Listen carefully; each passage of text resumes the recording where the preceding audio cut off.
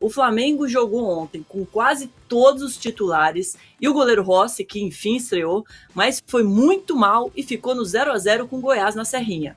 Enquanto o São Paulo poupou todos os titulares, perdeu para o Fortaleza, mas jogou muito bem no último jogo antes da final. E agora, o Flamengo tem condição de tirar a Copa do Brasil do São Paulo? Sim ou não? É a enquete de hoje. Bom dia, Renato. Bom dia, Tirone. E aí, Renato? Sim ou não? Olha, não. Por isso mesmo eu quero dar meus parabéns ao companheiro Tirone pelo primeiro título da Copa do Brasil. Afinal de contas, isso aí são favas contadas. Pode botar esse time reserva que jogou ontem contra o Fortaleza, que ganha dos titulares do Flamengo. O São Paulo ontem jogou uma barbaridade, chutou a gol, mandou bola na trave, Rames Rodrigues perdeu pênalti.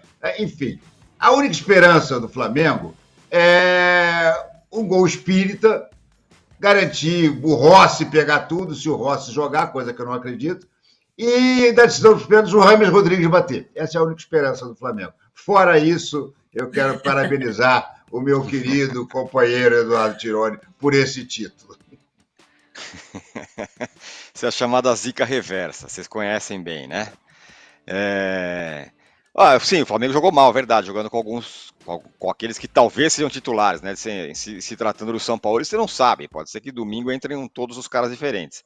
Acho que pode ter diferenças importantes para o jogo de domingo. A possível volta do Arrascaeta acho que muda bastante o cenário, né? O Flamengo com o Arrascaeta é um time bem diferente. É justamente uma peça que faltou no jogo de ida, que tinha os 3 atacantes, mas não tinham um armador. Mas jogou mal, de fato jogou mal, não deu nenhum grande sinal de mudança. Mas assim, o São Paulo contra o Internacional fez um teste também, foi muito mal, perdeu, e aí o Dorival mudou o time. Vamos ver que o São Paulo ele pode fazer. Não acho que está tão ganho assim, não. Claro, muita pressão no Flamengo, muita crise no Flamengo e tal, mas a pressão da fila é muito grande. O São Paulo está até fazendo tudo direitinho, poupou todo mundo e tal. Mas é um gol, né? Um gol para voltar a deixar tudo como estava antes. Eu gosto da modéstia Agora, modéstia do Eduardo Tirone. Ele já comprou até a faixa, mas ele não vai mostrar aqui, claro, né? Mas ontem estava vendendo faixa. Jamais. Eu não falo nem a palavra, campeão. Falou. Eu fiz essa piada ontem com o Arnaldo, achei que ele fosse embora do programa.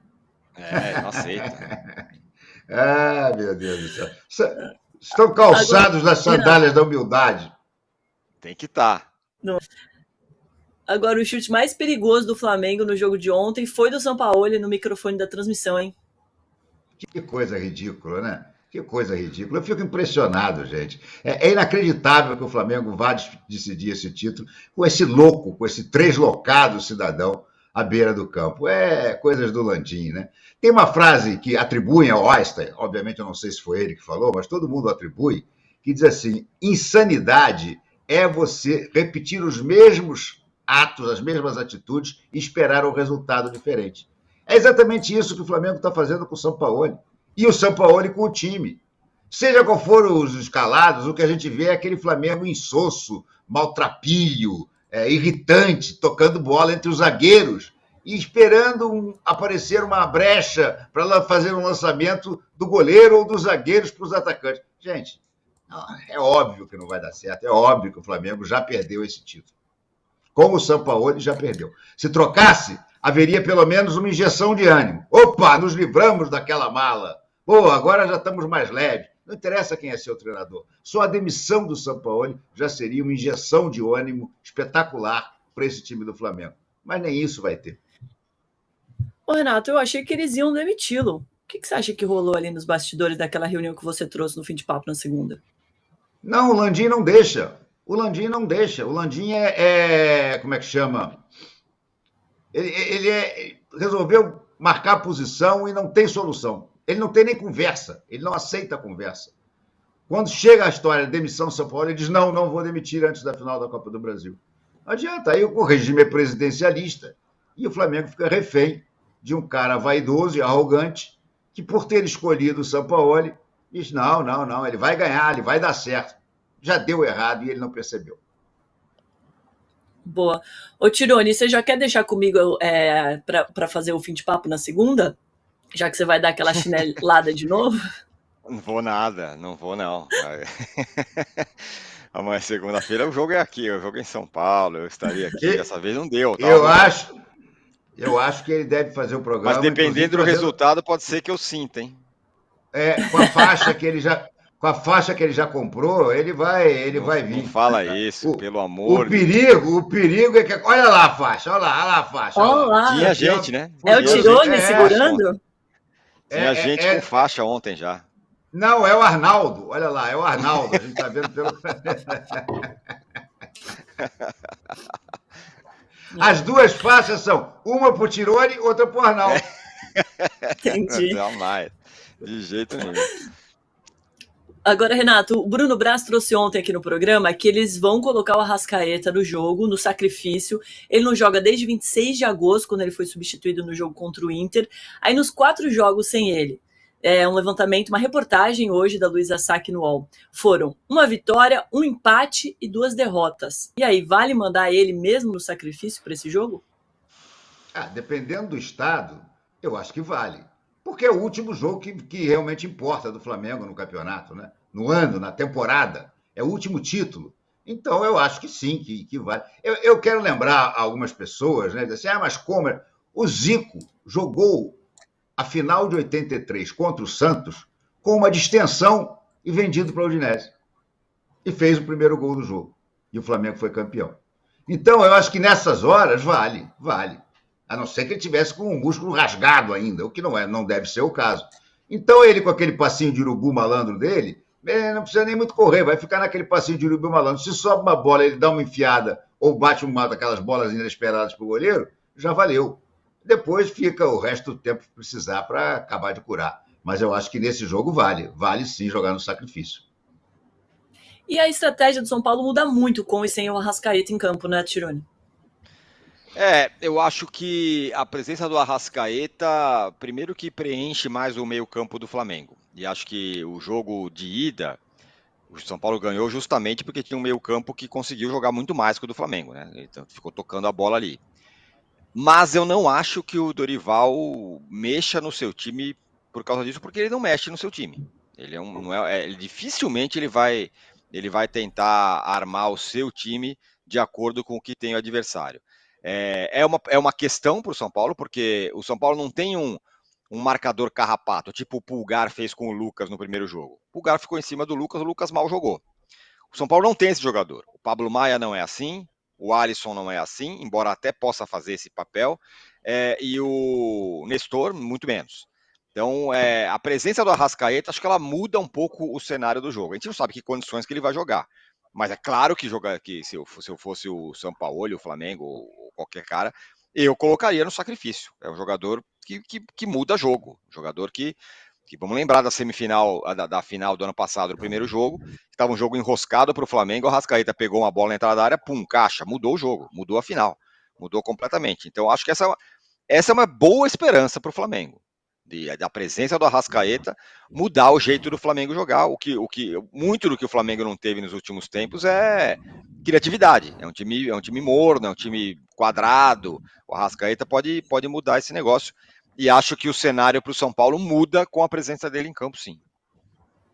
O Paulo Moreira diz aqui no nosso chat que o Arrascaeta de Bengala é melhor que muitos no time do Flamengo. E aí, Renato? Sem dúvida. Não, sem dúvida. Gente, o time do Flamengo está numa crise técnica assustadora. A parte tática eu não vou nem falar mais, né? Porque o Flamengo é um nada taticamente, né? Jogadores parados nos seus quadrados esperando uma bola chegar e a bola não chega nunca. Mas além disso, é impressionante como é que estão tecnicamente mal os jogadores do Flamengo. O Everton Ribeiro errou um passe ontem, inacreditável. O Pedro entrava completamente livre, era só tocar certo para ele tocou para o goleiro. O Bruno Henrique mesmo ontem errou jogadas que ele não costuma errar. O Gerson está errando passe de 3 metros.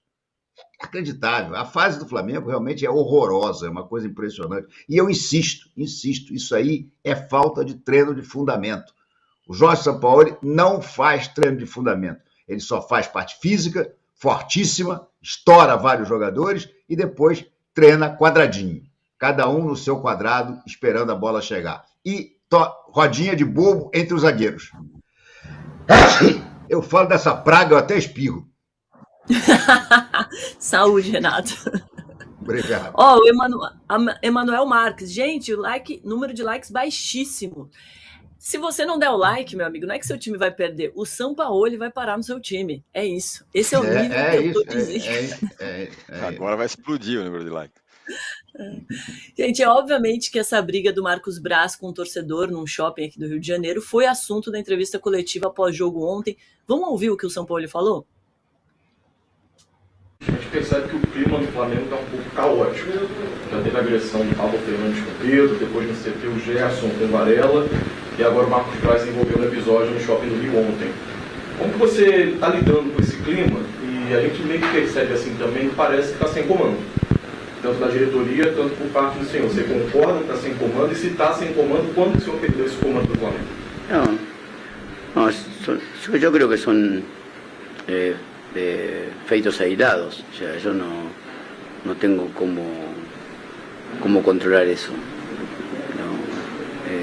Sinceramente, hallo que el diagnóstico que yo veo de lo que está aconteciendo tiene que ver con que Flamengo en el último tiempo ganó muchas cosas. Este año es un año muy complicado. Fue complicado antes, muy complicado antes de mi llegada. Fue complicado. Tuvimos un tiempo de crecimiento. Ahora Otimi cayó un poco y la presión es muy grande. Entonces hay mucho nerviosismo. Ese nerviosismo se traslada en el juego, se traslada en la manera de resolver una jugada. Hay mucha tensión. Yo creo que eso nos ayuda, sinceramente. ¿Você tem o comando da equipe? No, yo tengo el comando de Timmy que juega ahí. Yo comando eso. Lo que pasa afuera no me interesa ni lo comando. Eu acho engraçado. Eu acho engraçado porque ele sempre faz questão de ressaltar que o time perdeu tudo antes dele. Ou seja, que ele recebeu um time perdedor. Mas ele já perdeu as coisas mais importantes do ano. Porque o Vitor Pereira, tirando o Mundial, claro, mas que era um sonho numa noite de verão, né? Você ganhar do Real Madrid naquela final, já era uma situação bastante complicada, ainda mais depois de tudo que a diretoria fez, tirando o técnico campeão e colocando aquele português que não sabe nada de nada. Mas acontece o seguinte, ele, Sampaoli, já pegou e perdeu o Campeonato Brasileiro, a Copa do Brasil e a Libertadores. Quer dizer, a Copa do Brasil ele ainda não perdeu, mas vai perder. Do jeito que ele continuando, ele vai perder. Então ele perdeu já coisas mais importantes do que o Vitor Pereira. O Vitor Pereira perdeu a Copa Sul-Americana, perdeu a Supercopa do Brasil e perdeu o estadual. Ele não, ele já perdeu os 3 títulos mais importantes fora do Mundial, que era, repito, um sonho numa noite de verão, uma debilidade mental do nosso mordedor de virilha, que gritou, Real Madrid, pode esperar, a sua hora vai chegar. Tirando isso, o São Paulo perdeu tudo, gente. Eu não sei porque que ele insiste em dizer que o time com o antecessor dele perdeu tudo, quando ele está perdendo tudo também. É impressionante. Olha, o Flamengo conseguiu uma combinação de técnicos medonhos assustadora. Agora, previsível, né? Previsível. Porque resolveram trazer de novo um técnico posicional, 2 técnicos posicionais, um seguido ao outro na mesma temporada. Não podia dar certo. E agora, essa coisa de morder virilha é um negócio que vai virar piada para todo sempre, né? Não tem condição. O Marcos Braz já virou, né? Convocou uma reunião para hoje, 1h, para falar sobre o episódio. Tirone, você acha que ele tem condição de permanecer no cargo depois desse episódio? Não, acho que não tem nenhuma condição. Acho que a cabeça do Marcos Braz está na bandeja para o Landim receber, mas ele não recebe. O que mais falta acontecer para o Marcos Braz não ser mais o dirigente do Flamengo? Do episódio lá do Real Madrid pode esperar até hoje, é uma sucessão de trapalhadas, de erros, de violência, de não sei o que não tem condição. Na verdade, a conversa devia ser até outra, se ele teria condição de continuar na Câmara dos Vereadores, onde ele deveria estar, em vez de estar brigando na rua com um torcedor. Claro que ele não tem mais nenhuma condição. Eu acho que esse é o maior enigma do Flamengo hoje em dia, né? Como que o Landim diante de tudo isso, ele vê o barco afundar, vê a situação terrível que o Flamengo se meteu, e ele não toma uma atitude nesse sentido, nem nessa, nem com relação ao Sampaoli. Isso, para mim, é o mais intrigante. Do Sampaoli, eu posso conseguir entender assim, ele é uma teimosia do Landim, então ele vai até o fim com o cara e tudo mais, porque ele quer demonstrar poder, presidente e tal, que também já é um absurdo, mas ele faz isso. Agora, a presença do Marcos Braz tem o componente político, que o Landim talvez precise muito, mas haja poder, hein? O Marcos Braz deve ter um poder imenso dentro do Flamengo para ele fazer tanta coisa errada e o Landim não conseguir se livrar dele. Eu acho isso estranho, não sei se o Renato pode conseguir explicar isso. Não, o Landim não sabe nada de futebol e acha que o Marcos Braz ainda sabe. Só que o Marcos Braz também não sabe mais nada. O Marcos Braz está mais interessado em vender e comprar jogador com Bertolucci. Então, eu vou dizer uma coisa para você, ali a situação é caótica. O ideal seria que a eleição do Flamengo fosse nesse final de ano, porque aí o Flamengo poderia se livrar do Landim e do Marcos Braz juntos. Porque eu duvido que qualquer outro candidato que venha e que ganhe a eleição mantenha o Marcos Braz. Duvido. Mas não, o Flamengo vai passar mais um ano ainda sob o comando desses dois malucos. É uma coisa assustadora, simplesmente assustadora.